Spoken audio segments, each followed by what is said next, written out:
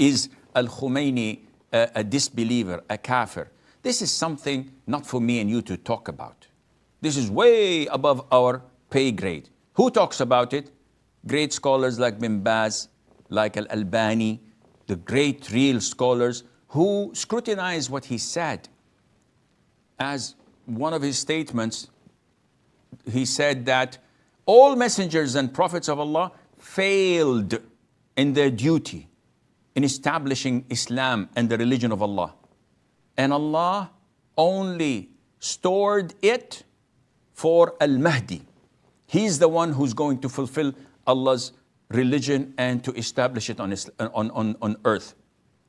Messengers and prophets failed. What more do you need as an evidence? So again, akhi, don't worry about these things. We have Quran, we have Sunnah. Who cares about these people?